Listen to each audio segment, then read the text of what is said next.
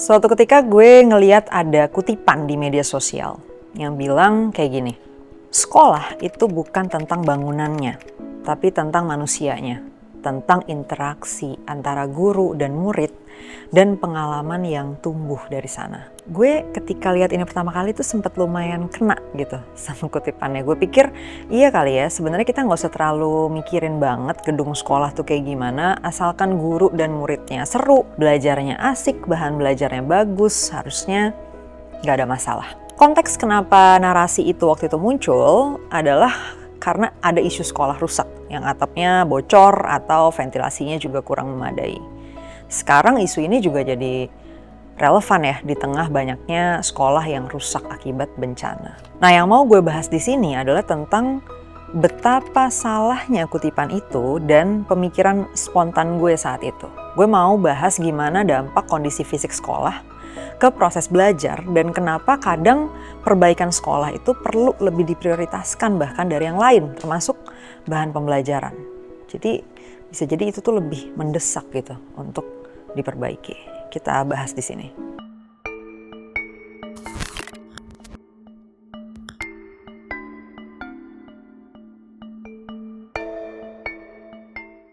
Dalam pendidikan, kita punya tujuan dari diselenggarakannya pendidikan itu sendiri. Semua proses pembelajaran yang dilakuin itu ada untuk ngebangun suatu skill, literasi, atau pemahaman tertentu dalam diri peserta didik. Tujuan ini disebut learning outcomes atau capaian pembelajaran. Ternyata ada banyak penelitian yang nunjukin bahwa kualitas gedung sekolah itu bisa sangat-sangat berpengaruh ke capaian pembelajaran. Di beberapa penelitian misalnya ditemukan data bahwa kualitas gedung dan fasilitas sekolah bisa bikin gap atau perbedaan nilai atau hasil uji kompetensi anak-anak di angka 10-15%. Terus juga ventilasi yang nggak memadai itu bisa bikin gap 10-20% ketidakhadiran. Artinya partisipasi belajar anak di sekolah yang gedungnya lebih baik itu 10-20% lebih tinggi dibanding yang gedungnya bermasalah atau nggak layak. Bahkan ada penelitian yang menemukan korelasi antara kualitas gedung sekolah seseorang ketika dia masih anak-anak dengan tingkat pendapatannya ketika dia udah di usia dewasa. Nah, di sini kita bisa lihat bahwa kualitas gedung sekolah itu ngaruh ke capaian pembelajaran. Artinya, mau sebagus apapun bahan ajarnya atau kualitas gurunya, kelayakan bangunan fisik tempat anak itu belajar tetap jadi faktor penting yang menentukan hasil dari proses belajarnya. Sementara itu di Indonesia, masalah kerusakan gedung sekolah ini udah sangat parah. Sementara itu di Indonesia, masalah kerusakan gedung sekolah ini udah sangat parah. Kebanyakan terjadi di tingkat SD lagi, yang mana itu adalah fase pertumbuhan yang krusial buat anak-anak. Kalau tiap hari mereka belajar di ruang yang bising, pengap, takut roboh, guru juga kesulitan buat ngajar dan anak-anak susah fokus dan nggak bisa menyerap apa yang dipelajarin dengan baik. Lama-lama hasil belajarnya terus menurun. Nah, ini yang disebut learning loss ya. Yaitu kondisi di mana kemampuan anak yang berhasil terbangun lewat proses belajarnya itu jauh di bawah potensinya.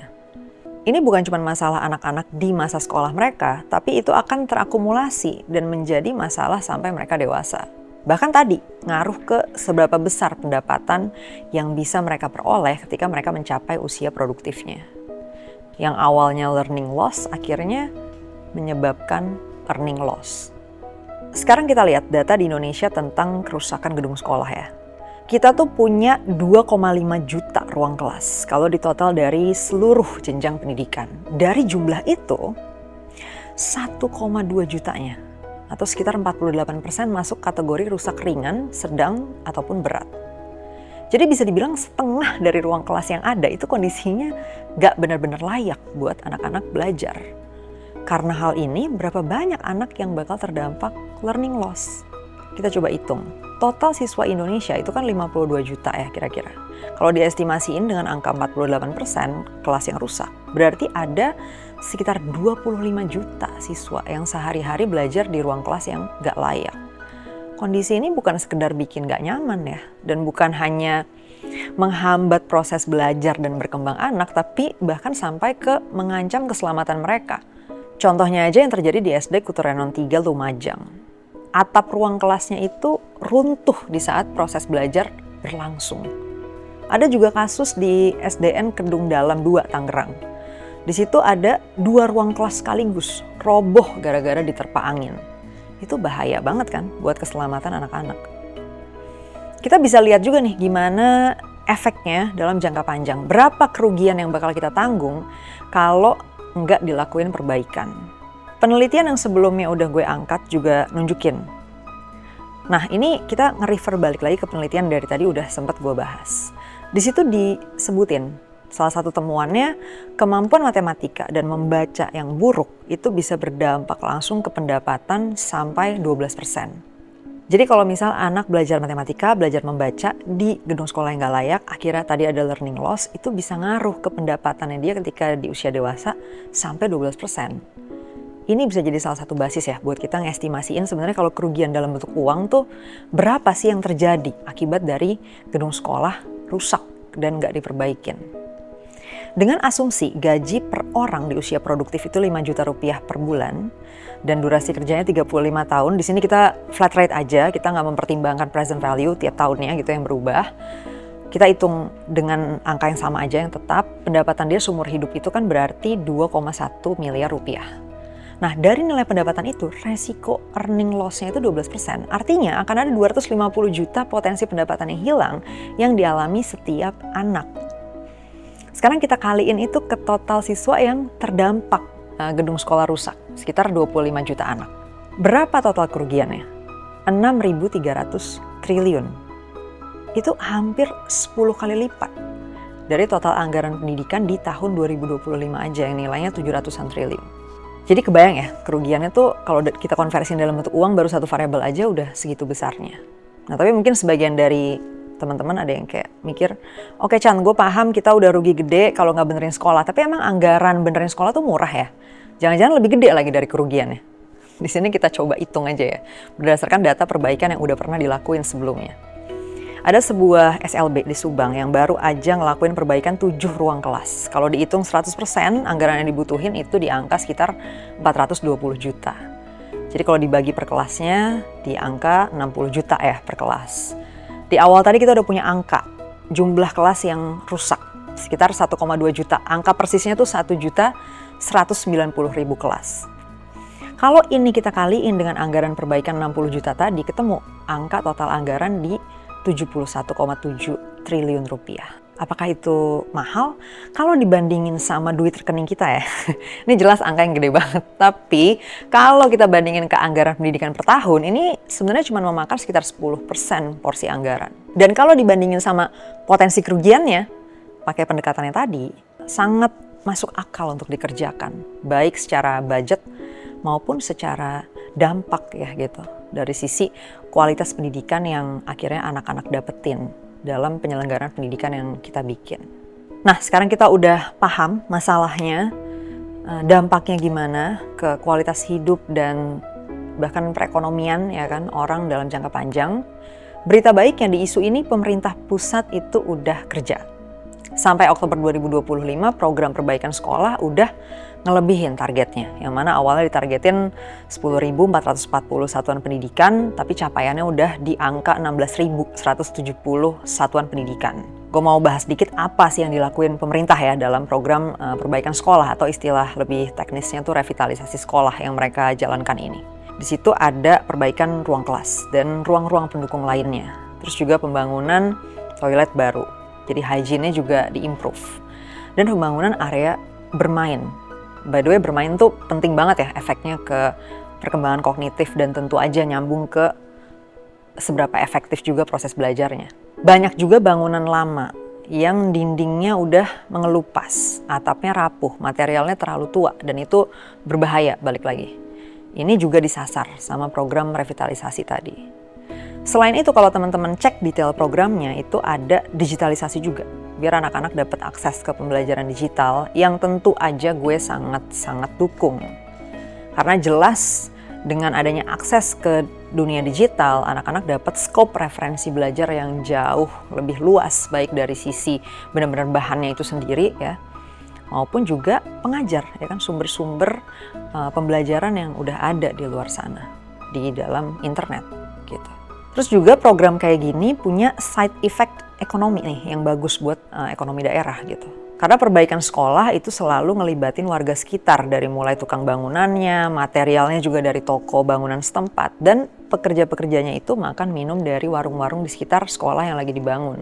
Nah di situ jadi bukan cuman efek dari sisi kebijakan pendidikannya ya, tapi bagus juga ada stimulus ekonominya juga di daerah.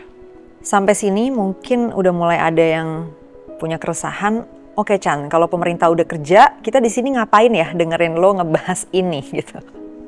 Nah gini, gue tuh pengen kita nggak cuma ngomongin kebijakan pas kebijakannya jelek dan harus kita kritik gitu ya. Tapi kebijakan yang udah bagus juga harus diomongin. Di sini gue mau kasih alasannya kenapa.